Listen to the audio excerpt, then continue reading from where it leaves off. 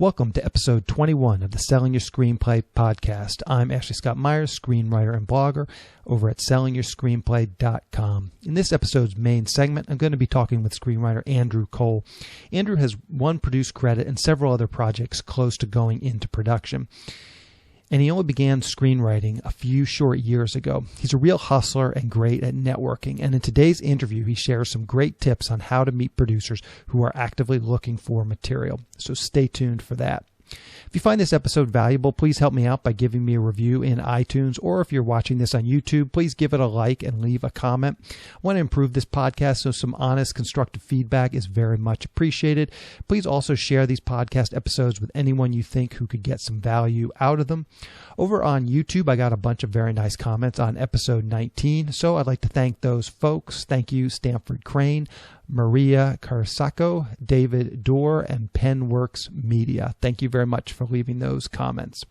Also, if you have some feedback and you don't want to share it publicly, feel free to email me at info@sellingyourscreenplay.com.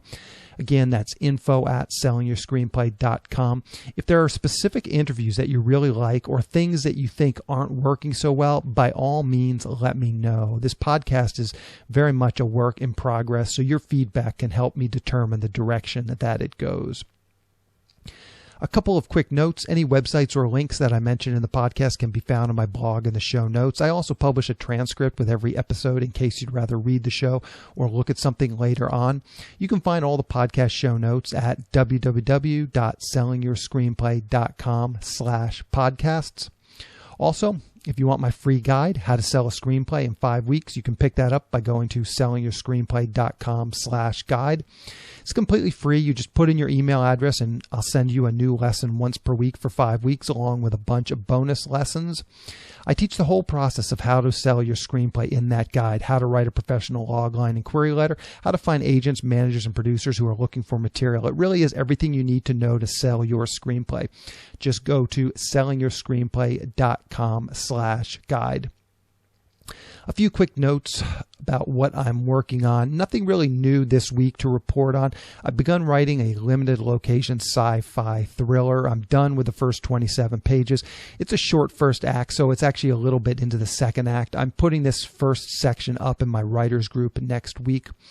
While I'm working on this spec script, I'm also trying to come up with a good high-concept, low-budget family script idea. Pretty much every producer I talk with says that family films are still selling well. I've never written one, so I'm not sure if it's in my wheelhouse or not, but we'll see. I've got a meeting later today on my horror comedy script. This is actually a script that I blasted out almost a year and a half ago. The producer read it and liked it, but wasn't really ready to produce a feature film at the time. When I finished my most recent horror thriller script, I sent him an email pitching him that new script, and he replied that he was still interested in the first script I sent him. So we're going to meet and talk it over today. This is a good example how these follow-up emails, even more than a year later, can actually reignite some interest in a screenplay. I don't think he has much of a budget to produce the movie, so I'm not sure if this will turn into much, but we will see. So now let's get into the main segment. Today I'm going to be interviewing screenwriter Andrew Kole. He's got some really specific, actionable advice about how to go out and meet producers. Here is the interview. Welcome, Andrew, to the Selling Your Screenplay podcast. I really appreciate you coming on the show. Thank you for having me. So to start out, maybe you can just give us a quick overview of your background, how you got into the entertainment industry, and what you've done that had led up to your selling your first script and now getting close to selling your second script. Okay, well, let's establish the fact I'm old, close to death, so I started a long time ago. I came to L.A. in the early 70s, and I did a sports magazine called L.A. Sports. I sold the magazine. I flipped the magazine after a year, and I was on a beach, and I saw a guy sitting there who was reading it. And I asked him if he enjoyed the magazine. He said yes. He said, "You know a lot about sports?" I said, kind of. And he said, "Would you be interested in meeting me for lunch?" So I got invited to a lunch at Warner Brothers, and they had a film called One on One. It was a basketball movie by Robbie Benson. And they had basically vaulted it. They were doing The Exorcist Part 2. Exorcist Part 2 dropped dead. They needed to figure out what to do with One on One. They asked me what I would do. I got a job from them to go on the road and kind of promote it. My suggestion was to promote it to coaches and try to get some comments from them so that the sportscasters would pick it up, because I didn't know anything about movie reviewing. I only knew about sports guys. I got really, first 3 or 4 people I went to see, Jerry Tarkanian, who you might know from UNLV, and Gene Catlett was at Cincinnati. Basically, nobody said anything. I go to Louisville, Kentucky. I meet with Denny Crum, former coach at UCLA, head of the Louisville Cardinals, and he doesn't say much. Next morning, front page of the paper, not the sports pages, but the paper, Crum sees truth in film about college athletics, which was basically corruption and all the payoffs and all that stuff and how the system worked. That caused 109 local sportscasters to ask for a clip. In those days, you had to actually send them out in in an envelope. Got picked up on Wide World of Sports, et cetera, et cetera, et cetera. And all of a sudden, I went from not knowing what I was doing to smart, according to the studios. They felt like they wanted to offer me a job. I came in and they asked me what I wanted to do, and I could have picked production, but God, I didn't know. So I say promotion. I end up in the publicity promotion department and really have no idea what I'm doing. Not much that I really enjoy until I start working on Burt Reynolds' movie, Hooper. That's the one where he jumps the car over the gorge. And with another guy named Bob Kavaloff and some other people who are now starting to do this, I go and secure a product placement deal, cross-promotion for Hooper, where they put up a ton of money to promote the movie with "You Won't Believe Your Car Can Fly," jumping over the gorge. So that was kind of the beginning of product placement. So again, I was told no one would do it because basically the unions put all the product in the films, and the guys got, use of free cars and food, and, the garages were filled with everything you'd see in a movie. I, on the set of Hooper, also met my former wife, and she was an art director with a company called Seiniger, who's still around, and she was really good. We went off on our own and started doing movie advertising, Private Benjamin, Superman, 50 films in 3 or 4 years. Sold our company and went to New York to do Broadway advertising, worked on Merrily We Roll Along, Stephen Sondheim's, pseudo hit, but never quite made it, Nine, Woman of the Year, all this stuff. So that was kind of my introduction into the world of entertainment stuff. I got out of it for a number of years in another career that was horrible. And then, after that career ended in a variety of other things, I ended up in Aspen, Colorado in Labor Day 1998 with an ex-girlfriend, Barbara, who's now married to my friend Richard. Not that that has anything to do with it. Anyway, we're go see Bonnie Raitt. The next day we're sitting at this coffee place, breakfast place, and she says, "Boy, I'd love to live here." We open the paper. I go, "Sure, let's stay for a year." So we decide to move there. Barbara, incredible skier. Me, skied once when I was 12 and was horrible. So we rent a place that day. I come back October 8th. Barbara comes back like in December, and we stay for the year. At the end of the year, I write a letter to the editor about something that was going on, and the guy that ran the local radio station thought the letter was really funny and asked me if I wanted to do a Sunday radio show, of which nobody listens. But I happened to be lucky, and I was able to garner Hunter Thompson and talk about the legalization of marijuana. And then there was a bunch of kids, these 12 kids who were breaking into houses and stealing liquor, and then they stole guns and started robbing stores, and I knew them because I had coached basketball at the high school. And I just got lucky. So the show did well enough that I was then invited to a meeting where this guy offered me an afternoon drive time talk show on the radio, which I thought was cool. And as we did the deal, his question to me was, "So how long have you been doing this?" And I said, 5 shows. And he said, No, I mean your career. And I said, that would be 5 shows. I said, but next week I'll have 10 shows, when I start. So I go on the radio and I'm doing okay. I don't really know what I'm doing. I'm stumbling along. People are calling. And we got into this conversation about how white bread the Valley was. So I decided to have a contest to whoever could call in, and I offered a great dinner at Pinion's, this really upscale restaurant, $250 dinner for 2 type of thing. whoever could name the most blacks or African Americans in the Roaring Fork Valley. Well, the phones did not stop ringing, either with naming people or my favorite guy who called me up to say, he says, "You're kind of a racist." And I said, "Why am I a racist?" He said, "Well, the nature of your question." I said, "I'm just pointing out how white bread the Roaring Fork Valley is, that there's no real diversity here." And he said, "Well, the way you did it, the show you do, you're very controversial, and I think, you're a racist." I said, "If that's what you think." He said, "So now let me guess. Nate, Steve, Lamont," and he starts naming people because he wants to win dinner. That led me to taking the show in a different direction, where I decided I would just push every button I could. We got sued. We got threatened with a suit from Ross Perot for something we did, and I just kept going crazy. It was phenomenal. I got fired, and the day I got fired, the next day, a friend of mine was running Grassroots TV, which is a public access TV, actually one of the first in the country, maybe the first. There's 5 stations who argue that they are the first. And he said, "You should come here and do your show." And I said, "Well, I got in a lot of trouble there." And he said, "Yeah, but we have no FCC regs. I don't care what you do, as long as you can figure out some way to generate some money for the station."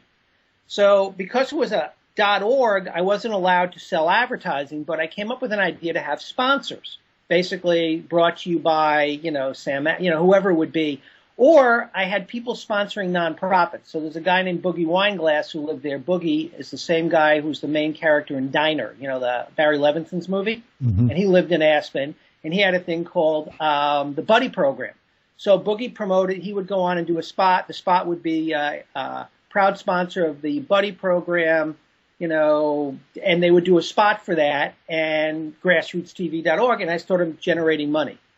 Well, we did amazingly well. I mean, just way better than you would think, to the point that even when the board didn't like me, I was generating so much money for them, they weren't going to throw me off, which also made me a little crazy because I basically figured I could do anything I wanted to do. I did the shows for 10 years. I did 1,417 shows over that period. Had everyone on from, big politicians to women abducted by aliens. Okay, so how did that get me into writing?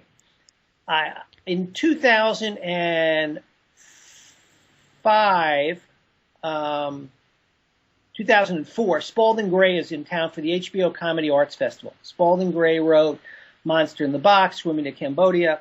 He's on the show, we're talking, and he says, "You should do what I do. You should go be a performer and sit at a table." And I said, "I'm not a performer, that's too weird for me." He said, "Well, you do this show every day." I said, I basically ad-lib this show every day. I don't really have notes. I take the local paper, I look at it an hour over coffee, and then I figure out what I'm going to do. I have my guests. I usually start off by saying, "What do you want to talk about?" And if I don't like what they want to talk about, I'll pick up some other topic. Anyway, he dies. He jumps off the Staten Island ferry and commits suicide. The next year, I decide to do a salute to Spalding Gray. So now I guess it's 2006. I guess he was on 2005. And I decide to read short stories or tell stories. I wrote a book of short stories in 1999 that nobody wanted. They were either not good, which is one possibility. I was told that I wasn't famous nor dead. Therefore, no one bought books of short stories. So I started telling the stories. I'm 2 or 3 days into it. I get a call from the new guy who runs Theater Aspen, who was with the Globe Theater in San Diego. And he says, "I'd love to read your book of short stories." And I went, "Great." I mean, I got no one else who wants to read it.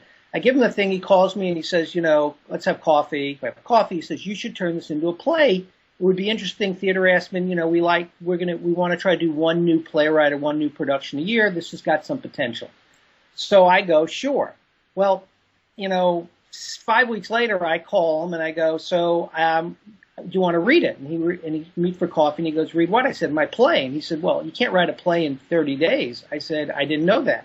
How long does it take to write a play?" And he goes, "It could be years." I went, "Well, again, I didn't know that."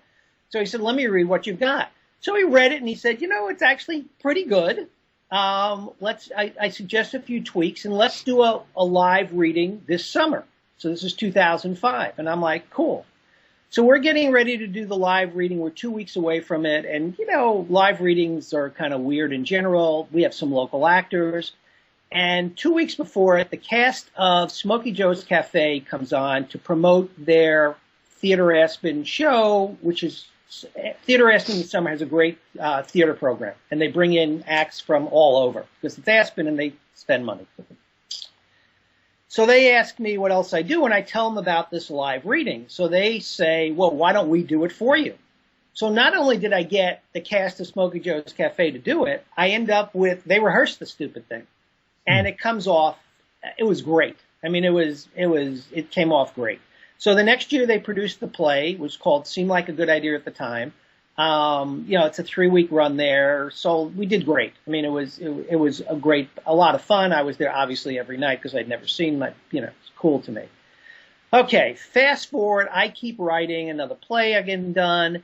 And now it's May 11th, 2009. I've written a bunch of theater things, had another thing done, and I wrote a play called Meeting Spencer, which we were getting ready to do. And I got a call from a guy in LA that said, I have a friend, he's got Chinese money, he's got Occidental Studio, but he doesn't have a script. The script fell out. He's looking for a contained story, not too many characters and not too many sets. I think you told me you had one. Now, I met this guy in a lift going up to ski. So it's not like he's my best friend. Mm-hmm. You go on a lift for 20 minutes, you talk. And for whatever reason, so that's what we talked about. And I gave him anyway, he calls me. I mean, that's how screwy this is. I get up off my couch. I'm watching WWE wrestling. Luckily, I can DVR it. And I go into my office, and I hit Final Draft, and I convert my play, which Meeting Spencer, I don't have a movie named Meeting Spencer. I have a play called Meeting Spencer that I wrote with my friend Andrew Kole, who I've known since camp. We were camp counselors together and 40 years before. Anyway, I go in, I push this, I convert it into a film, I write a little bit more, send it in now Tuesday morning, now it's May 12th. Wednesday, May 13th, he calls at the end of the day and says, you're one of the 3 finalists. We're going to the director, Malcolm Mowbray, in London to see which one he wants to make. And I'm like, that's pretty cool. Monday, they call up and say, you're the winner. We want to buy your piece. Wow. So now it's May 18th. July, July 5th, whatever the hell, they start production. And by August 1st, they are done. That is 81 days from my call to let's wrap. Yep. So it's too bad it doesn't always happen like that. Yeah, not a lot. It doesn't happen a lot. So I'm thinking, I wrote a play, it got made. I wrote a movie, it got, this isn't that hard. Now I know it's incredibly hard because I worked on the other side of it, as in the marketing side, and I understand that. So I decide to write from what I like, which are ensemble comedies. And Delapine and I write another one. We write a few. Come out, a couple of big agencies are looking at stuff for me. I knew from basically my connections in Aspen, not that, it's just people come through that town and you meet them. I used to hang out at this coffee shop called Victoria's and just, it's where everyone went. And I had my little table in the corner and that was the deal. Anyway, so my feedback is nobody's buying ensemble comedies. They're very hard to sell. You're not well known, et cetera, et cetera. Wait till Meeting Spencer comes out. So Meeting Spencer comes out. We don't necessarily do much business. We get good reviews, pretty good reviews. We win Best Screenplay Milan International Film Festival. So that's cool. I have a 6-pound marble horse on my table. I should get that. It's fabulous. Maybe in between. Anyway, or not. So I decided to start writing bigger stuff because I'm being told you need to write big stuff. So I write a bunch of big stuff, and I'm introduced to Cassian Elways and a bunch of other people, and I'm moving along, but no one's making anything. They're talking. And this is you're still in Aspen. You're still doing your daily TV show. No, I stopped doing my TV show in 2011. Now I'm just writing. I'm writing. So basically, since that time to now, I've written like 13 film scripts and a bunch of different things because I found something I really like to do, and you don't have to do much but get up, walk into your office, and do it. So from 8:30 to 4:30 or 5, I write. So I decide. Actually, my mother passes away the day Meeting Spencer opens in New York. I stayed in Aspen another year and decided I'm going to give it a real shot and come to L.A. Now, I lived in L.A. till 83, 84, whatever the hell it was. Am I hot to move back to L.A.? Not really. But I think if you're going to write, you need to be here because even though I know a lot of people, you know, it's tough. This is a very hard business. So far I've been amazingly lucky. Limited skill, really lucky. I come here and I find out none of that stuff works. The big stuff's not going to work. The ensemble stuff's not going to work. So I go to AFM. AFM is the American Film Mark, not because I think I'm selling a movie, because I don't have anything to sell, but because I had the movie made and I thought, okay, let's see what everyone's doing. And I meet a guy there who has a company called California Pictures. And he's got this poster for this movie he's selling, and for some reason he says, what do you think about it? And I told him how horrible it was because from a marketing side, it was just horrible. And we struck up a nice conversation. I told him what I would do with it if I was him, et cetera, et cetera. I then get a call from a friend of mine who wants me to meet someone who might be interested in some of my stuff from a producing side. And it turns out to be the same guy I met at AFM. Wow. Yeah, talk about luck, coincidence. We talk. He is interested in a project that Delaplane, based on a book Delaplane wrote called Midnight Mass. So they look at trying to put the money together to come back and buy that from us. It doesn't really happen. Another year goes by, maybe a little less. And I decide a whole different tack. I go back to AFM, and now all I'm doing is walking into places saying, tell me what you're doing. Tell me what you want to make. Tell me what your budget is. I want to write something for you if I don't have it already. I got one good connection, which turned into a script I'm doing called Rescue Mutts, an animated movie about dogs that was good. And then I went back to the guy at AFM that I met at AFM from California Pictures and said, so what do you guys want to make next? And they said, we want to make an action movie. And, $800,000 to $1.2 million. And I said, okay. So I go home, I think about it, I come up with an idea. And I go back to see them and I go, so here's my idea. It's called Choose Your Weapon. I'm going to mash up Magnificent Seven and Streets of Fire. Streets of Fire is the Diane Lane, Michael Paré movie that George Walter Hill did. Magnificent Seven is, Steve McQueen, my favorite movie of all time, my deathbed movie. He said, that sounds interesting. Would you mind writing a few pages? And I'm like, well, here, I have pages. So I show him 20, 30 pages. He tells me what he thinks, et cetera, et cetera. And if things go well, and I only say if things go well, until they do it, we're scheduled to start shooting this summer. So I kind of took a completely different tack. I went, to me, I'm a big leaper. I leap and I feel the net will appear. Because what's the worst thing that can happen to you? And my personality, luckily, is that nature. So I followed that up with going to another small company, and I think they're going to go make another one of my films starting in the fall or winter. I guess winter here is November. So, and that's been my new tack, finding companies that are specific to what they want to make, writing something specifically for them, coming on the backside of it as a producer, helping them with their marketing layout so that when I walk in, here's my script, here's what I would do as your marketing plan. Here's your one sheet, I can tell you what your trailer should look like. Here's how I would approach this. Here's what product cross-promotion we can do, et cetera. Because that's what I did. That's the one thing I actually know something about. Writing, what do I know? But, so let's take a step back here first. Sorry. No problem. A couple of things that occurred to me. How many guys? I'm always kind of curious. People, when they tell sort of success stories, I always like to hear about the failures that go along with it. How many people did you talk to that at AFM and it didn't result in any kind of a meeting or didn't result in any kind of a thing? Because it always seems like people, how many people did you? I bought a 3-day pass to go up to the rooms. I walked into every room. Okay. Every room. Some of them would say, no, we don't do our own. My first question was, do you make your own movies? Are you a production company also? If they said yes, let's assume they said no. I went, hey, thanks, appreciate it, and I left. If they said yes, my next question was, what kind of stuff do you make?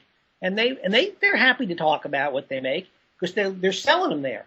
And then my next question is usually what kind of budgets, and they'll usually tell you. And then they'll go, why? And I'll say, well, I'm a writer. And if you're into, movies about retired couples who, like to go camping, I have a movie called Old People Camping. Or tell me what you're looking for. And along the way, the people that I found most receptive, I took the cards, made and followed up with and kept going back. I have probably a list of 20 small production companies that if I live that long, believe I could do business with over the next, in the next years. I keep in contact with them. I follow up with emails. When I did Choose Your Weapon, I said, hey, I just made a deal on this. I'd still love to do something with you. Has anything changed? Have you changed your budgets? Have you changed your what you want to do? I am I think a networking fool. If I'm sitting at Earth Cafe and having an iced coffee and the guy behind me is talking about his new movie, I will turn around, introduce myself and say, so I'm a writer. I'm just curious. What are you doing? And if they don't want to talk to me, they'll go, well, I don't really want to talk to you about it. And I'm like, okay. But I would say for every 10 times I do that, 9.5 will talk to you. Sure. Sure. They'll all talk. And what do writers want to do? They all want to tell you what they're doing. They're not, I'm not asking them tell me about your family. I'm saying, tell me how fabulous you are and what project you're doing. Sure. And I've developed relationships that way. Go ahead. How many, just a ballpark, how many different companies are at AFM that you walked into? Just roughly. Are we talking 100? Are we talking 50? Oh, no. I'd say, so there's probably, I don't know if there's 500 companies there, but from a production side, I do my research. I go the first day, I pull out this book, and I see who does production stuff. So I kind of know. Then I look at what floors they're on, and I create a sheet for each floor with the name of the contact, supposedly what room they're in. So when I walk in there, if they're interested, I will then put a check mark and take their card and make notes or put an X and move on. I would say I walked into some there 3 days, 50 to 75 that were production companies. And I walk into anybody I go by because I'm thinking, who knows, maybe they were in a production company and now they are a production company. So I would say I probably hit 150 people, and I probably have a reasonably decent conversation with 50, and I probably have a tighter conversation with, 20, and then 10 of them I might go back and have another conversation before they leave town. So that's how much my drill down. Yeah. How much is the pass the 3-day pass? I think the pass was about $250 or $300. Okay, and that's it's all inclusive. It gets you into the screening. It gets you into this. No, it gets you area. basically on the floor. So you can go there and hang out downstairs and you could actually have a career just by watching everyone during lunch and in the lobby. But it puts you on the floor. There's a 7-day pass which doesn't interest me. The other pass interests me because I want to go on the floor and talk to them. The first couple of days they're really consumed with selling their product. Because basically there it's a seller's, it's a seller buyer market. So I don't want to be there till they're done with that part. The next part for the guys that do produce stuff, they're interested in seeing, maybe there's a film they can find, maybe there's a writer, maybe there's whatever. Mm-hmm. I don't think there's many of me doing it because when I kind of always ask at the end saying, so how many people come and do what I'm doing with you? And, for every 20 times I think I get 18 no's. Not very many. Zero. Basically 1 out of 10 that walk in, and it's really, and I don't even know if there's that many. I mean, I met 3 or 4 people that were doing kind of what I was doing, and that was it. And that's a lot of people. So, but you've got to also be organized. You also have to be comfortable. It's cold calling. It's like selling, vacuum. It's door-to-door sales is what it's like. Sales or door-to-door introductions. So, you don't have to have your log lines ready or any of that stuff. What you have to do is be able to say, hey, this is what I do. I'd love to do something with you. What do you do? How, would you look at something I did if it was specific to what you wanted to do? Horror was really big for a while, still is. I wrote a supernatural movie, which I got a bunch of bites and reads on. And that's one of the companies that potentially is going to go do it. So I have scripts in hand. It's not, and I also say, what do you want to do? And let's dig into that a little bit. Are there any other trends that you saw from these AFM I'll companies? tell you what I learned. I'll tell you a couple of takeaways. First takeaway was everyone was concerned with European sales. Comedies don't translate well into Europe. First of all, American comedies, it's hard. The nuance of comedy, if you're dubbing it or subtitling it, does not work. So if you're writing an ensemble or a comedy, your numbers are greatly reduced. Two things they like: action, horror. More supernatural is kind of leaning in there a little bit, I would say those are the two big dramas. They say they like them, but they hardly make them because no one's making money. Drama's kind of like, the after dinner, port. It's nice to have, but not everyone's drinking port. Yeah. Did they mention anything else aside from just the raw genre, like we want something for this actor or, something they that... don't usually have the actors. What they have is budgets. They'll make stuff $500,000 and below, $1 million, $2 million and below. We stay in the $3 to $4 million range. Some of them are bigger. There are a number of sales agents that also will match funds. So if I want to make a movie, let's say for $1 million, and I have a $500,000, I could walk into a half a dozen, and probably all of them would want to be in the deal. And they would say, what have you got? And I'd say, I've got a $500,000. Who are your actors? And I'd say, I've got a $500,000. And they go, okay, we're interested in partnering with you. Then they want to know your actors. They want to know your director. Most of the directors that are doing these low budget things, nobody knows who the hell they are. Sure. There are certain actors that are known as, work for money, bag of cash. And there's some pretty good names. So those are the guys you can maybe chase, and here's why they like that. If you attach a certain actor, let's say Clive Owen, let's say Nicolas Cage, better guy. Nicolas Cage here, whatever he's doing, probably costs you $1 million and change to get him, but you can almost do pre-sales of $1 million and change. So what they want to do, the foreign markets, is they want to be able to go out and get an actor that they can do pre-sales on at Cannes or wherever it is, so that they basically, if the movie's going to cost them $1 million, they want to try to have all the rights sold for $1 million. They want to be almost even before they get started, and it depends on who's in it. Christian Slater was a player in that market for a while, doing a lot of stuff. Matt Dillon's got value. While Matt Dillon is not huge here, he's not going to necessarily open a film here. He plays very well there. So that's what they want to know. So knowing who you think could play your characters, and then knowing who is in that pay for bag of cash. I don't mean literally, although I don't know. Bag of cash, thing. And if they like the script, you can maybe get them for a little less and part of the back end. There's very, very creative ways to do that. Studios, you can't. I mean, studios, you're in their formula. You either follow their formula or they don't want anything to do with you. Have you thought about that for next year, to try and put together a package with some financing and some actors attached and do the same basic drill, walk in and try and sell something like that? Well, I have, except I think starting July 1, I am going to have a financing partner for my stuff.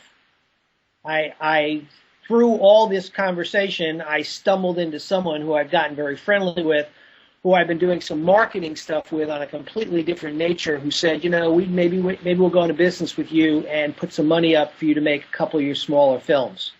So that's where I am with that. At the same time, I will go back to AFM no matter what I'm doing, because my attitude is, for $300 or whatever it was, you just don't know who you're going to run into. I just don't know who I'm going to meet. You meet one person, my opinion is, you go 10 years and you meet one person in 10 years, you're way ahead.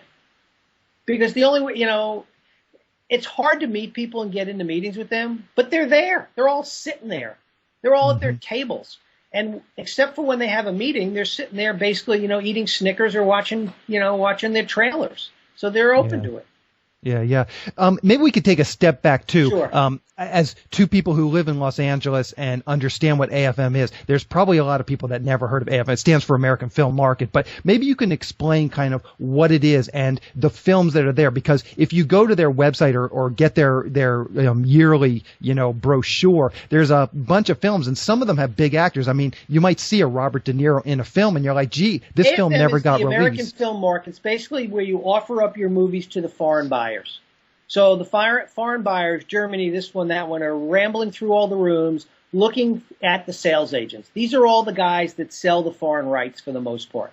American rights, I don't know how much American rights stuff is done there. And I have to tell you, the first time I went to AFM, I didn't even know what the hell was going on. I just knew there were people that made movies, and I thought, okay, I will go spend $300 and do that, because my attitude is, when I came here, and I was fortunate enough that I didn't need to go work another job. I could stay, I could write and work the business.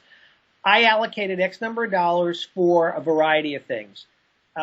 Services such as, Inktip and, your service, so your screenplay and Virtual Pitch Fest and Blacklist and all that. So I decided I'll go play on all those. I'll go into all those playgrounds.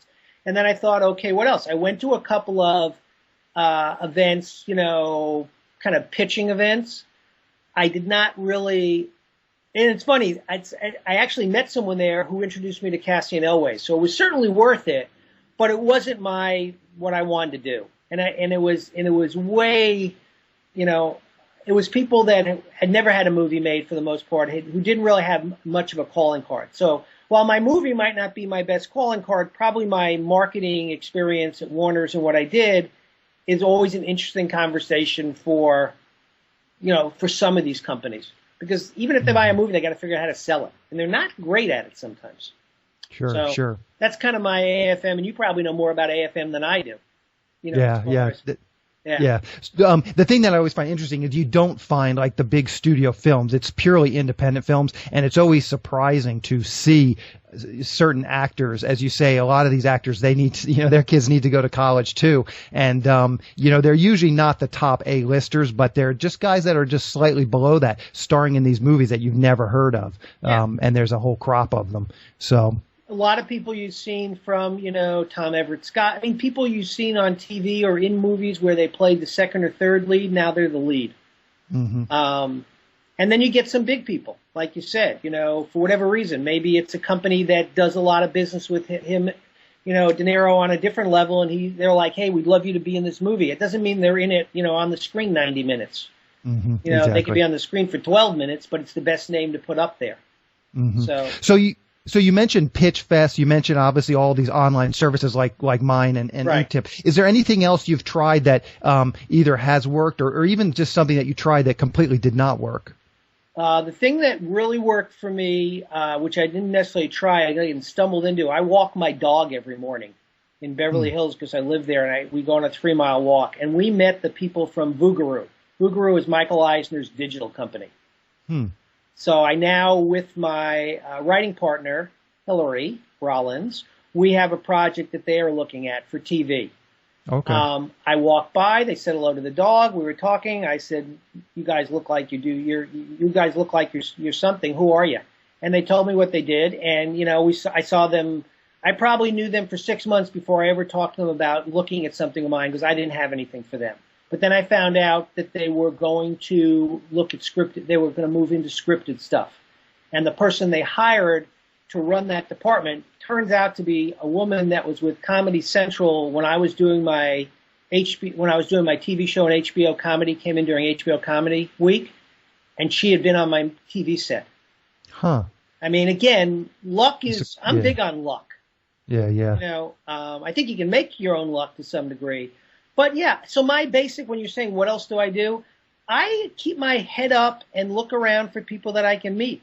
I go to a lot of the WGA events. I go to, if there's an event, I'll go. I go to a lot of screenings. I don't go to the movie theaters. I'd rather go to the Writers Guild because I don't know who I'm going to meet. They have sometimes some great talks afterwards, and you get to say hi, and who knows what you're doing next. Mm-hmm. So big failures, everyone who I walked in who basically said, yeah, I'd love to read your stuff, and then went, no.